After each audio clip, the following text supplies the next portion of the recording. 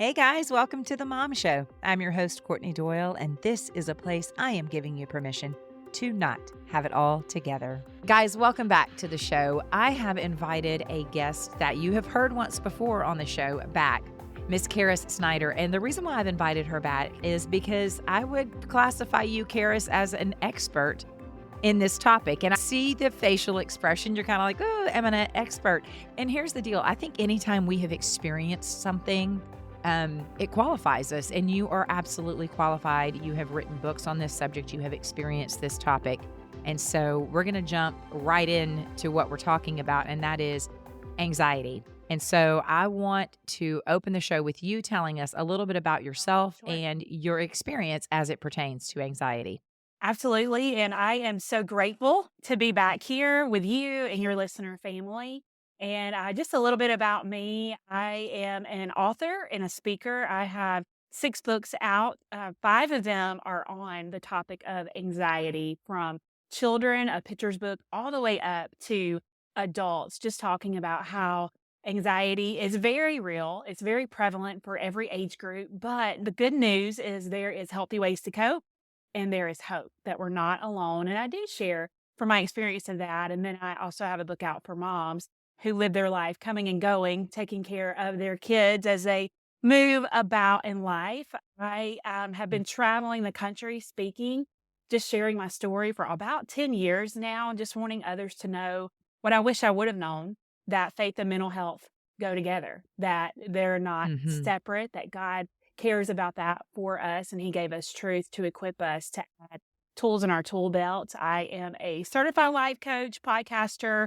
I'm a mom to 2 girls. I have a 15-year-old and 11-year-old, and my husband and I, we have been married almost 20 years, which blows my mind just to That's even awesome. think about that. So yeah, that's a little bit about me. That's wonderful. Part of this anxiety journey for you and the writing of these books, you did a survey, and I thought it was so interesting in this new book that you have, Anxiety Elephants for Teens. It's coming up. It's coming out March 5th. Okay. Okay. March. I knew it was coming close. Yeah. Okay. And in the beginning of that book, because you shared that with me, you actually did a survey and you surveyed teens. Let's talk Yeah. about how anxiety reveals itself and the different indicators and the survey results that you found by asking other teenagers. Absolutely. So when I sent this survey out, I sent it out to parents and on social media, and I said, let them answer. There's no right or wrong answer on this survey, just to see how they might say their anxiety comes about for them, different symptoms, different things that they see when they do feel anxious. And I gave some different options that they could check from, but they could also add their own. And the top ones that they came out with were, first of all, a constant state of worry, where their thoughts are constantly in that place of worry, of what ifs, is what I like to call it. They may have a physical shaking or trembling, where their hands feel like they're shaky, their feet or their legs might feel shaky and very nervous. Stomach aches. We also hear that one for our children, but that is one that's prevalent for our teenagers as well, where their stomach hurts, or their stomach is Mm. cramping, or they might feel those butterflies in their stomach. Rapid heart rate was another one that they mentioned, that they felt like their heart would just beat really fast, which led them to feeling breathless, to a place where they thought they might pass out. Wow. There was a place where many of them said that their anxiety was also tied to fear, where they felt Mm. afraid. They would be very fearful. It might be at night. Maybe they're fearful about a sporting performance. They're not sure what is going to happen with that. There was a loss of sleep, where they couldn't sleep at night, where their thoughts would be racing, or they're thinking about an assignment, or they're thinking about things that are going on, causing them to feel anxious. So then they get up in the morning, and now what? They're exhausted. They're not able to concentrate. That was another one that they mentioned, not able to concentrate with studies, with schoolwork, within their sporting activities, or if it was band or theater. And then there was nausea, difficulty breathing, headaches. So a lot of these came about for them through these physical symptoms. Mhm. Mhm. And I think that some of those physical symptoms that you just described could also just be attributed to, well, they're just really busy. Mm, You didn't sleep well um, because you were on your phone. We can make excuses for these physical experiences. And oftentimes we miss that anxiety yeah, is the excuse. Anxiety is the reason. Um, and so the other thing that I thought was interesting about this survey is then you also asked, okay, so if this is a symptom you're having, how are you coping with it? So tell us the results of what teenagers said about how they cope with their anxiety. absolutely. Here's the thing about the brain that really is just amazing to me that I've been learning over the last few years. Our brain, it knows its number one job is to protect us and keep us alive. So unfortunately, it will misread situations sometimes. And when it does that, it can go to negative ways of coping with things because it's faster. It gives a Mm, quicker response. And then within that, it feels good in the moment. Okay, I'm good, I'm safe, everything is fine. But what ends up happening over time is that becomes a negative, unhealthy response. So for our teens, even though it feels like, hey, this is good and it's protecting me, it's going to show up for them as an adult in a negative way if we don't bring awareness to it now. So some things that mm, came about with that was avoidance. They will avoid those situations that cause them to feel anxious, to have those anxious symptoms or those anxious thoughts. They don't like to put themselves in that situation. They have these places where they may kind of numb out, numbing. They might numb mm, through alcohol. They may numb through drugs, vaping. You know, that you may even see it as well where they turn to food, sugar, caffeine, energy drinks, anything to just not feel what they're feeling with that anxiety. Inappropriate relationships that are not healthy that they're turning to. It could be oftentimes through social media that inappropriate relationship is coming. And then you see them turn to social media where they're looking to there for their identity, for their purpose, where they're just trying to get out of their reality and watching others mhm, live their reality. Video games is another one, isolation. But you're also going to see their behavior may change. They may go from being very much a studious student, if you will, to all of a sudden now they don't care about their grades. They just give up, they mhm, just quit. They go from maybe they're outgoing, now they're not so outgoing anymore. Or it could be vice versa, where they're trying really, really hard to not let anyone in, or they may not know what's going on, and they are pushing harder, maybe to make friends. They're pushing harder to put themselves out there where they might tend to do things that are not safe. They are very, very risky because they're feeling this anxiety inside. They're feeling this pressure inside. And in some ways for them, they're trying to run from the pressure. They're trying to run from those feelings because they don't know how to deal with it, how to respond to it. And it can feel scary for them. I know for me as an adult, that anxiety felt scary when I didn't know what it was and I wasn't sure how to respond to it when it came into my life. and it can be coupled with so many different things. And again, as moms, it's so easy for us to say, let's use isolation, for Mm, instance. They're a teenager, and so they want more privacy, or maybe they're sleeping longer. Teenagers sleep longer, and there can be indicators and red lights going off all over the place. And we're missing the signals as well yeah. because we're coupling it with this is normal, quote unquote normal teenage behavior. But at the same time, it's also good for you to list those things and for us to be more aware and Aware. educate ourselves, which is the point in us doing this expert session Yeah. on how do we educate ourselves and be more aware. Anxiety is not something that has been freely talked about for forever. I would say in the probably the past, and you probably have these statistics in the past 5 years or Yeah. so, maybe even since COVID, just since COVID, we have seen this rise in conversations about anxiety in our children and a more open and willingness atmosphere for people to talk about it.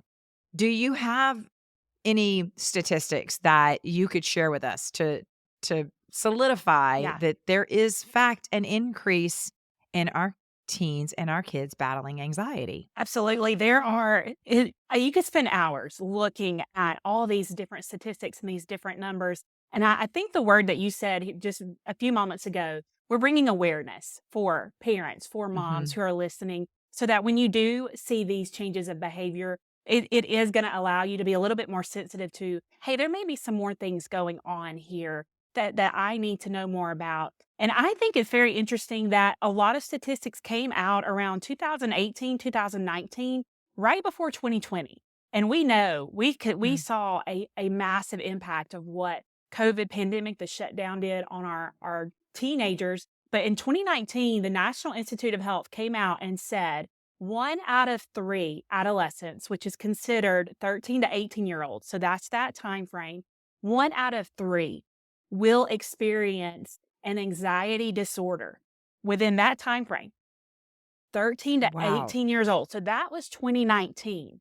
That was previous to COVID that statistic Hmm. came out. We also know that 50% of mental health struggles, the onset of those is 14 years old. Wow. So we got to think about what's going on in the brain, all the chemicals that are happening, the dopamine, the development that is going on in that time frame. Then they said up to 75% of mental health struggles come on by 24. The brain isn't fully developed until around 25, 26 years old.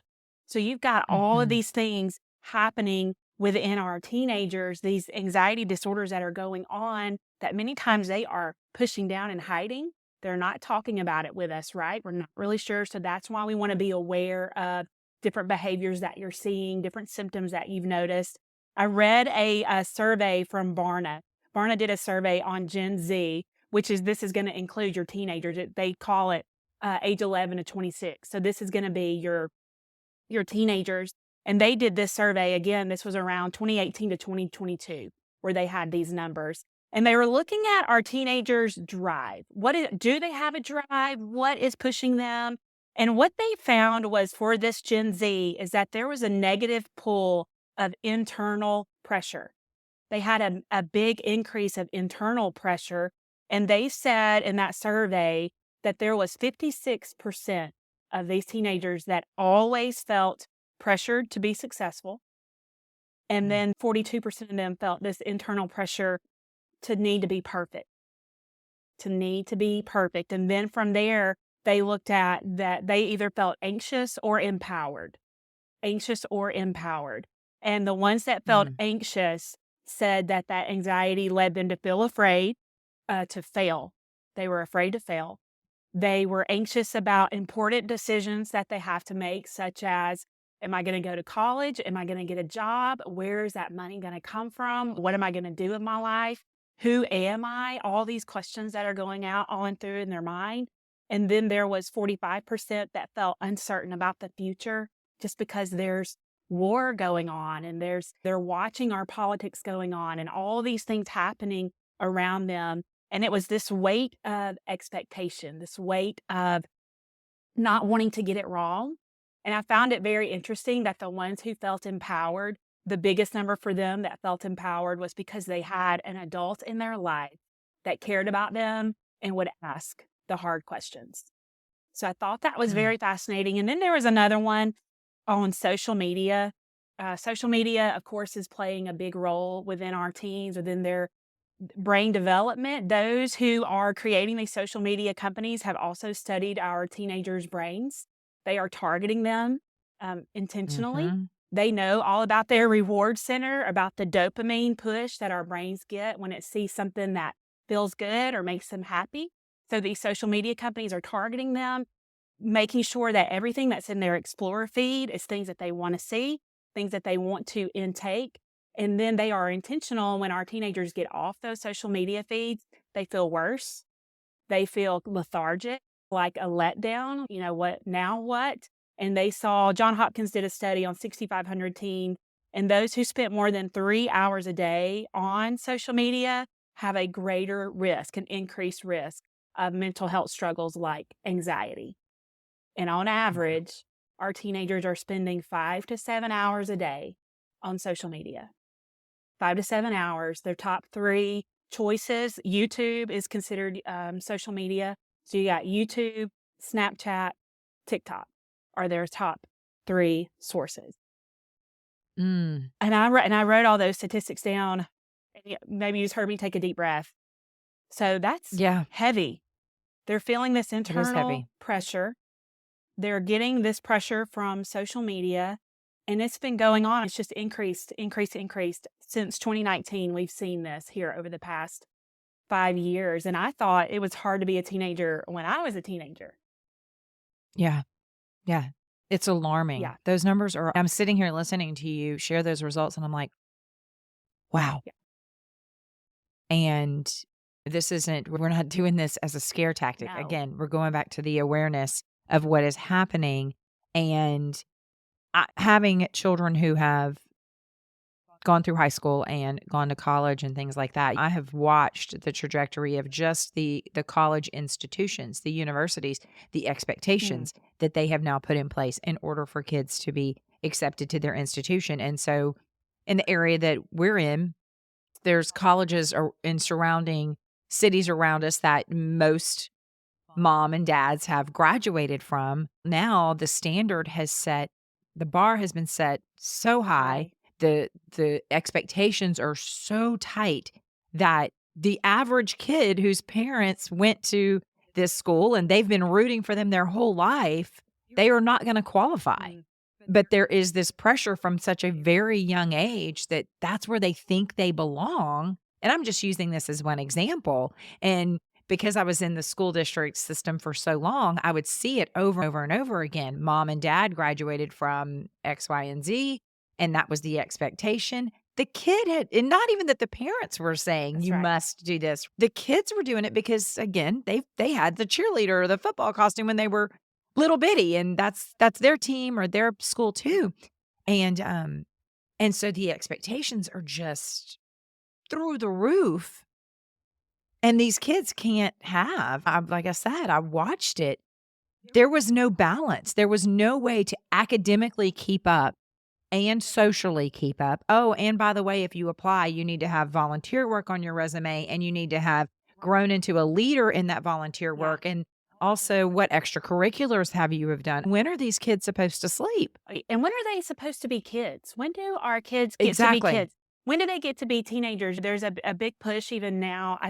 I would dare say probably all across the country to dual enroll and go ahead and get your college credits and go ahead and take your ACT and practice it and get it over and over and over again so that you get a high enough score so that your college can be paid for. So this is where that internal pressure is coming from because they feel like Mhm. I have to perform. I have to meet this level of grade. I have to have this grade. And that is taking away their ability to just pause and enjoy Mhm. life and to allow their brain to just process and to be at a level where it can grow at a healthy rate. They're getting this push, this constant push to keep going, that it's not enough. It's not so it's not just in adult world now, it's on down into our teenagers. And I know for us in Mhm. our school district, and I voiced my opinion about this. I'll just go ahead and say that as I share this. But our eighth graders, when my daughter was in eighth grade, she had to go ahead and plan out her entire high school trajectory. What classes are you going to take from ninth through 12th grade? And I'll tell you, she came to me in tears and she said, Mom, I don't know what I want to do. I don't know what I want to be when I grow up. I don't know if I want to take all these high level classes when I'm doing basketball or horse riding or whatever it is. And she just burst into tears. I said, "You know what? You're not supposed to know. That is not wrong." And she thought she was No. doing something wrong. And so I was like, "You know what? This is not worth it. It's not worth it. You need to enjoy high school, make some good, happy memories. Yes, let's go for excellence and push where we can.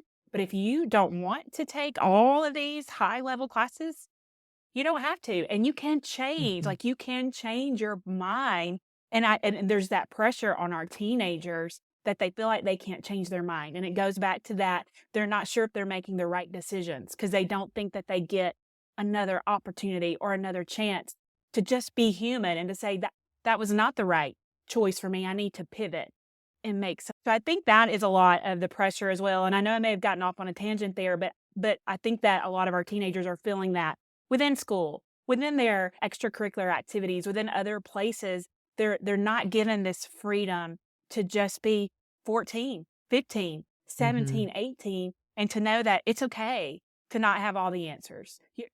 I Right. didn't have all the answers when I was their age. I can remember I put that pressure on myself, but no one did you have all the answers when Oh, you were their age? absolutely. No. If you'd asked me in the 8th grade, are you gonna be a mom with 6 children? Are you gonna be a podcaster? Are you gonna be writing? Yes. Like, no, to none of what I'm doing right now. I knew at that younger age that I wanted maybe to do something in the medical field, but that was because I had seen a sister do it. Right.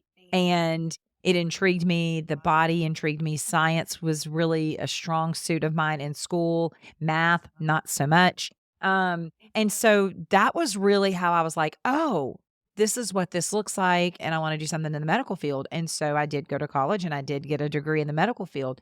I graduated, Yeah. and I worked maybe for 6 months doing PRN work because then we started having babies, Yeah. and so I laugh because I'm like, a lot of people don't even know I actually have a medical degree. I have a radiology degree, but I've never used it Yeah. because it's just not where I landed, and I totally agree with you. I actually was just having a conversation with a group of moms, and it was, most of our kids are 6th, 7th grade, Mm. and we were talking about these volunteer organizations that are available in junior high. The girls start in 7th grade. The boys, group doesn't start till I think 9th grade, and some of the moms, I was just sitting there observing the conversation, and the moms are so stressed out. Yes. Like, should my child do this? Should my child not? And you had some moms who have said, "Oh, it's been successful for us." And then you had other moms that were like, "I could see the success, but there was expectations of me as their mom that Yeah.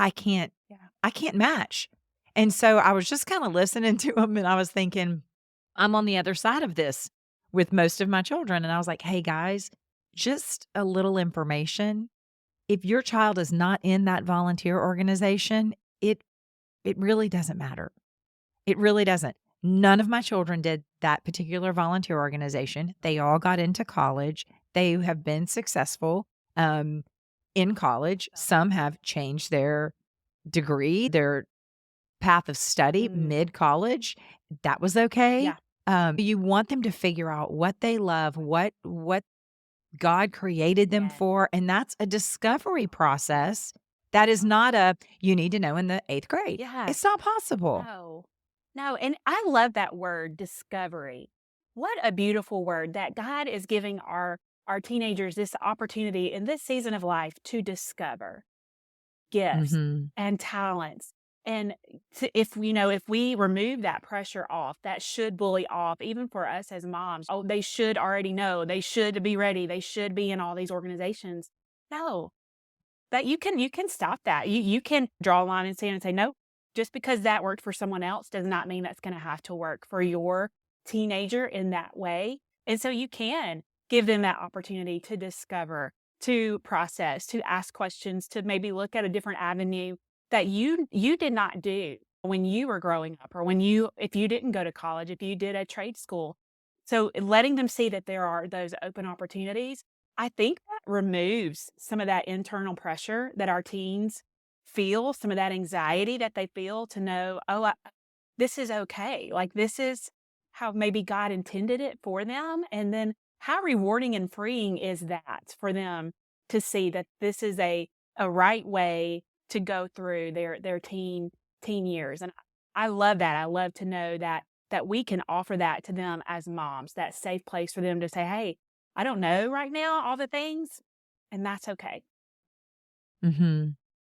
Yeah, because if you are not a soft place for them to land, Yeah. to have these open conversations with, and for them to feel free to say, "Hey, I don't enjoy this," or "I think I would enjoy that," and go through this discovery process with them. Society is putting enough pressure on them as it is. Just recently, again, back to it probably in the last 5, maybe 10 years, are there conversations where people are like, "Hey, you don't have to go to a university. You Yeah. can go to a trade school."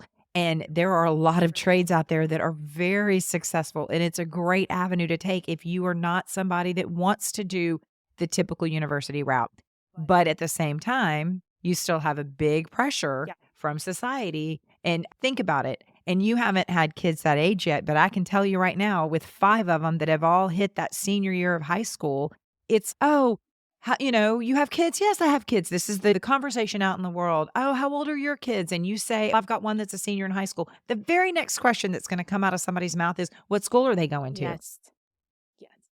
And then you may have a kiddo that knows and you can say it, or you may have a kiddo that's doesn't want to or hasn't made a decision. And then I remember feeling myself almost scrambling Mm. to, oh, they haven't.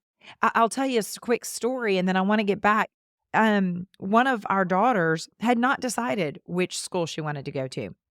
And we were in the discovery process and everybody was deciding. And she just did not love any of the ones that we had visited. She had been accepted to some, she had not been accepted. And so we're going through this thing. And at the end of senior year, they have a day where all the seniors wear the t-shirt Oh of the my gosh. college they are going to.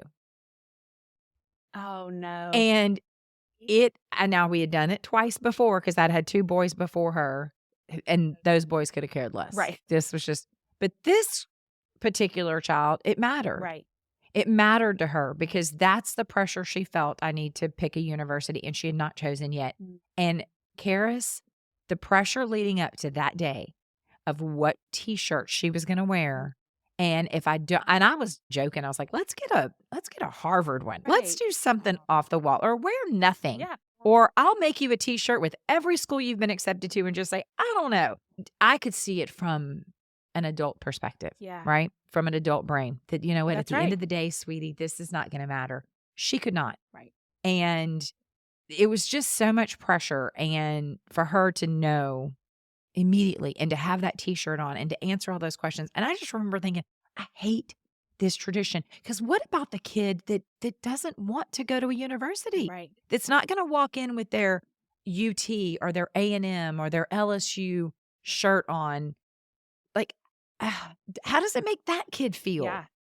And Yeah. it's this outside pressure. They have enough pressure on the outside. And then like you were saying about social media, of course, everything on social media is filtered and it's perfect. And houses are perfectly curated and makeup routines and all these things Yeah. that our teenagers are watching. And it's unrealistic expectations. right. And when you don't live up to those expectations, then you are inviting those elephants, as you call Mm. them, to come and stand on your chest. Yeah. Oh, I want to pivot right there. Yeah.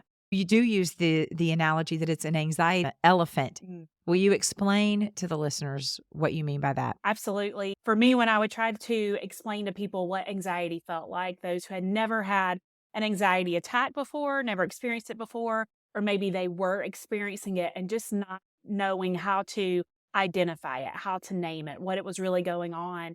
I would use this example of it felt like for me, a herd of elephants just stomping up and down on my chest. No one could see it on the outside, but I could feel it. And it felt like this heavy weight that was there. And there was no amount of pushing, no amount of anything that I could do on my own to get rid of these elephants on my chest. So that is where that anxiety elephant visual comes from. Because Mhm. if you experience anxiety, you're going to be like, that is it. Exactly. That is exactly what Mhm. I feel. And if you've never dealt with anxiety, you're going to have a little bit more compassion to say, wow, an elephant on your chest, that's heavy. That is a Mhm. heavy load to deal with on your own. And then to deal with at 13, 14, 15, 16, 17, 18, along with everything else that is coming at you and bombarding you. And so that visual was truly a gift from God to just say, this is what it's like. This is what so many of our teenagers are going through and experiencing. And it's just a lot. It's a lot for them to face and deal with right now. Mhm. And we are seeing anxiety in younger kids as well. So that anxiety elephant, it also gives an analogy for a younger kid when you say, does it feel heavy on your Yes. chest? To be able to recognize it and say, yes, that's how I feel when I get to school School. or when I get into this particular That's class. right. You can really start narrowing it down, like what is triggering. I had a kiddo that has experienced anxiety very recently, and it was like you said earlier, it was the stomach aches. Like the Mhm. stomach aches were the red flag, and they were consistent. And then I started, and I'm sharing this story because I want a mom who's listening to understand kids are going to have stomach aches. Just because your kid has a stomach ache does not mean they have anxiety. Right. But look for patterns. Pattern. Look for patterns of these behaviors that you had mentioned early on the survey results. So for him, it was these patterns of stomach aches. And then it was very evident that they were very prevalent on Sundays. Okay, so what are we doing on Sundays that would be maybe causing anxiety? Well, actually, it wasn't what we were doing on Sundays. It was preparation for Monday. Monday. Mm. Are we having these stomach aches in the summer, at Thanksgiving break, at Christmas break? Oh, that's interesting. He's miraculously healed when we're on break. Okay, now we're going back. Right. Oh, and now they're back. And I did all the due diligence. We went Sure. to the pediatrician. We went to the GI specialist. We ran every test under the sun to make sure that this wasn't tied to a food. I eliminated those things as well. Is this dairy? Is this? And at the end of the day, it came down to this is anxiety. Yeah. And what changes can we make to help him cope with it? It could be short-term anxiety. We haven't even talked about the fact that when you take these preteen and teenage kids, what else is happening in their lives at the exact same time Yeah. as all these pressures? They're going through puberty. Puberty. Their bodies are changing. Their Yes. hormones are changing.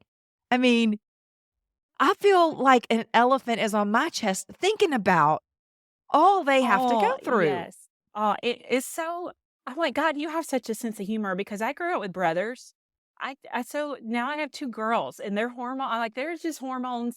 It's just a bubble of hormones around here for us right now. And my husband with my tweenager, I call her my teenager, and it's just Yeah. so many things. And their hormones are out of control, and they can have those emotional outbursts. That's another thing that can come with anxiety where they just cry out of Mhm. nowhere, or they're mad and they lash out, and you just have to step back and see, okay, what else is going on? And then a lot of things right now, at this age, you've got bullying going on, or you may have mean girl Mhm. behavior going on, or you may have where they are getting on social media looking for what are people doing without me? That's one of the reasons teenagers will get on to see what are people doing, what are my friends doing without me?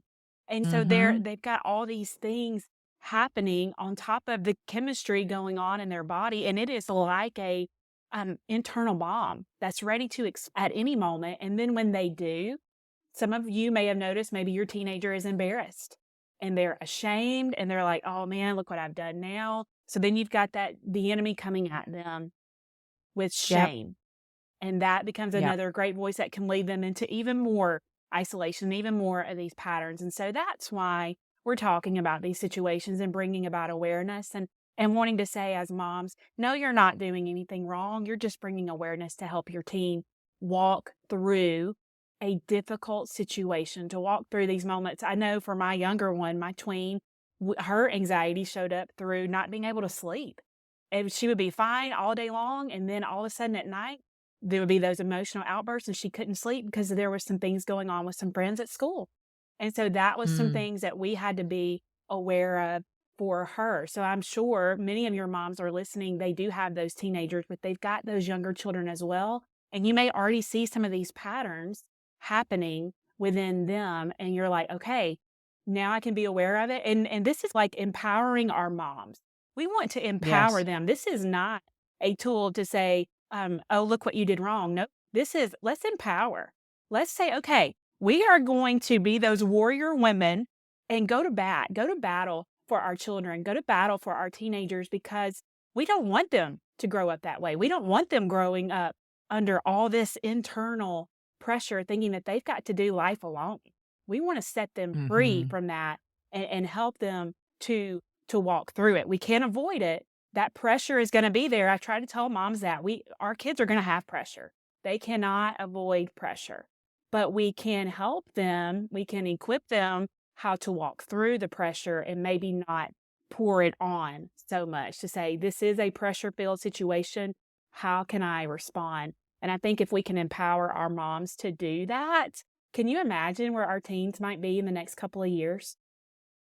Yeah, it would be fantastic. Mhm. It would be fantastic. And one of the things that you had mentioned and you just touched on it a little bit is if the anxiety and the pressure that they're feeling isn't enough, then it's the lies that are accompanied. Lies of you should be afraid, you should be ashamed, the judgment of, oh, I shouldn't feel this way. Susie doesn't feel this Mm, way. Why is it so crucial for us to also combat the lies that they begin to believe about themselves? yeah. Lies. It reminds me of with the lies that the enemy throws at us. It's like weeds that take over a flower bed. And I'm not my own because I am not very good with outside flowers and plants and trees. But those who you like your flowers, you're taking care of your garden and you're taking care of your yard. One weed. If you do not take Mhm. care of that one weed, what happens? It spreads. It goes Mhm. everywhere. And so what can happen with that lie of the enemy, with that shameful voice of, "Oh, you shouldn't be dealing with this. Oh, look what you're doing. You're letting your mom and dad down. You're failing God. You're not as good as Susie on the house to the right or Johnny on the house to the left." It will take that weed and it will spread through their life. And it'll get into Mhm. every area. And then that voice to them begins to be like this megaphone that they start to believe, that they start to think, "Oh, this is who I am, and I'm not enough, and I'm a failure at everything in life." And that's the enemy's trying to steal their life, trying to steal their purpose, trying to steal their ability to go and live a life fulfilled, a life that God has for them. And so why we want to uproot those weeds is because we don't want them infiltrating every area of their life. And so we take those weeds out, and that's great if we've gotten the weeds out and we are helping them to recognize that voice of shame or to recognize those lies. But if we don't teach them how to replace it with truth, or if we don't teach them how to respond to that anxiety with healthy ways, those weeds, those lies will come back and they'll bring friends, is what I like to say. They're just Mm. gonna bring a party Mhm. with them the next time. So Right, we right. don't want that to happen. So we wanna make sure that we are equipping them with truth. We're teaching them how to find the truth. It's not on social media. It is not into this internet world. We know that God's word is true. We know that there are helpers out there that can help them. And so that's when we want to uproot those lies because we don't want it infiltrating their life and we don't want it to halt them, paralyze them in fear, or paralyze them in a place where they are not experiencing life the way God intended for them. Mhm.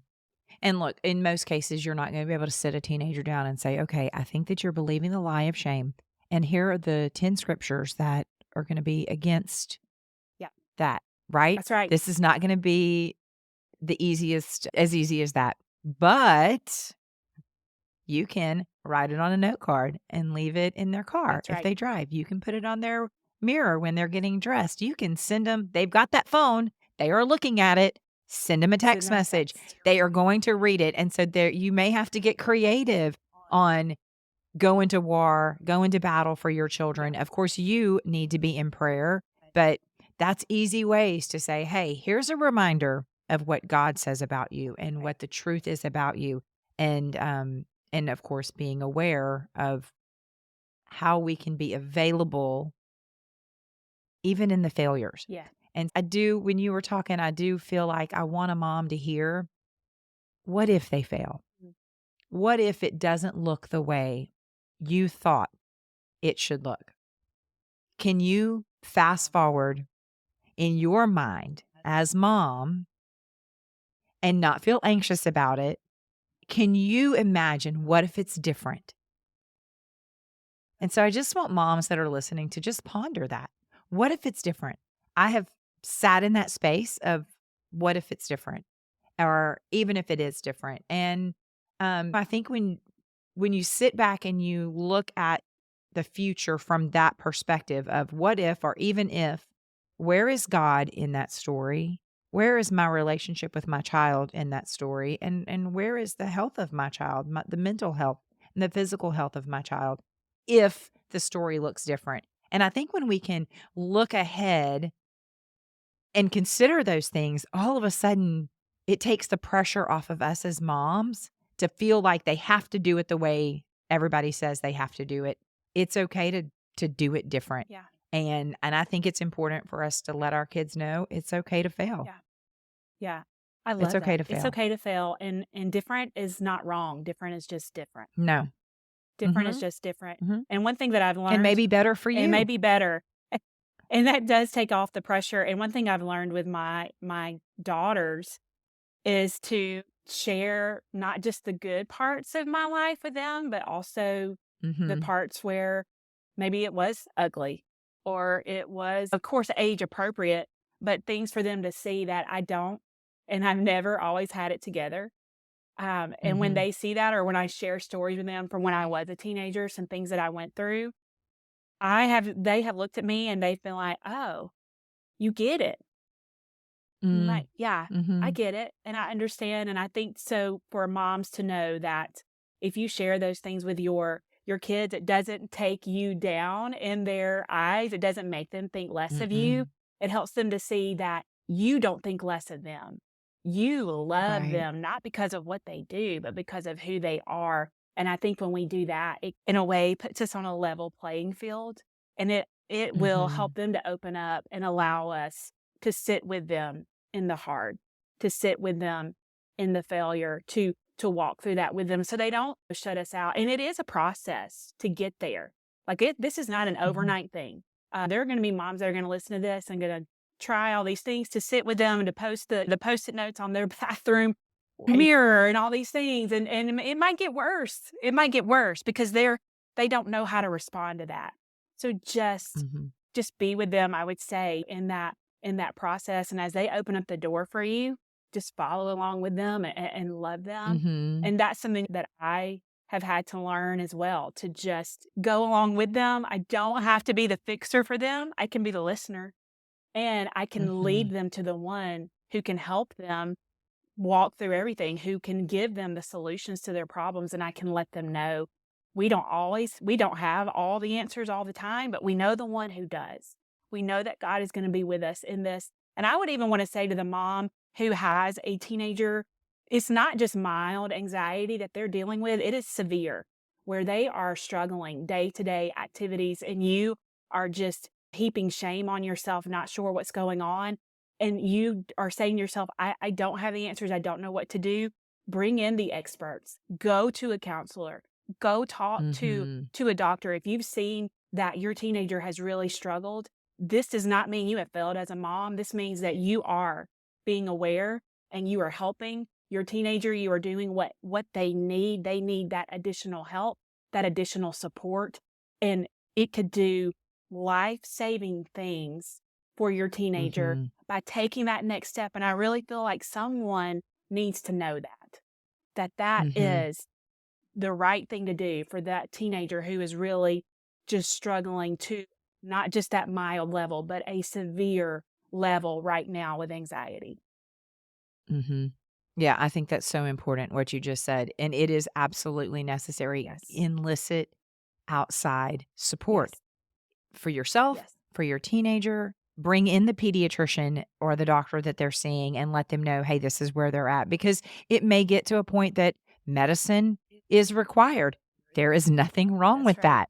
Or I was talking to somebody just the other day and she said, if your child broke their leg, you would bring them to the doctor and you would put them in a cast to reset it so that it continued to grow. This is not any different with our mental health. If you are seeing those red flags and it's concerning, get other professionals Yes. involved and that outside person for them to talk to. Sometimes that's where they're going to start opening up first Yes. before they open up to mom. I've also seen with my children, if I am aware of when they want to talk. And so I noticed that, let's just use my 12-year-old, for instance. If I can get him in the car and we can go somewhere, like to get a snack or a drink at Sonic or something like that, um, no phones and we're just chatting, I find that he opens up more Mm. in that setting than versus if he's in the middle of playing a game or he's in his room and I call him down and say, let's sit down, let's have a Yeah. conversation. Any kid is going to be like, What? absolutely Right. not. Yeah. So start looking for those windows. And I know a lot of times it's late at night because that's when their brain kicks in and Yeah. they're like, hey, we're excited. Let's have a conversation. And I know you want to go to bed because it's 10 or 11 yeah. o'clock, but that's when you can also see girls, I find, that get real chatty Oh, yeah. in the evening.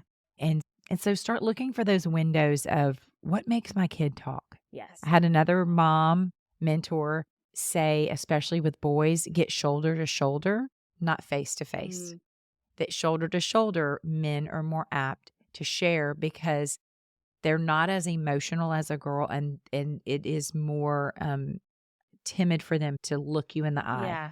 and share hard things. I've had some really hard conversations with my boys, shoulder to shoulder.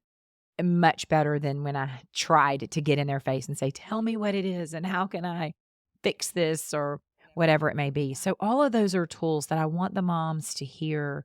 And I want to ask you two final questions. What do you wish that out of everything that somebody has heard today, what do you want most for others to hear about anxiety? I would want our teens to know that it's not just them and they're not doing anything wrong if they're feeling anxiety. They may just be in an anxious season of life, so they don't have to hide it. I would want moms to know that it's not just them, that they're not doing anything wrong if their teen is feeling anxiety and they're not failing as a mom. It could be a hard season that your teenager is going through right now. So I know those probably sound the same, and they kind of are, aren't they? As I sat here and said those things, but I think that is so important to know, and to also know God is not mad at you. He is not mad at you because you are going through this. I think back to Psalms 94:19 that says, when anxiety is great within me, your consolation, his comfort, brings us joy. So when, teenager, you're feeling anxious, you can turn to God and talk to him. When, mama, you see your teenager or your child struggling and you find yourself hiding in your closet, you can turn to God and say, I don't know what to do. You can talk to him about these real issues, and he'll bring people in your life. He's going to help you to see and learn how to use these different tactics to walk through these different things, but he's not going to leave you. He's not going to abandon you. So I think those would be the things I would want them to know. Yeah. That's so wonderful. And in listening to you say that, you mentioned the word season a few times. Just because you are in a season of anxiety does not mean you are in a life sentence of anxiety.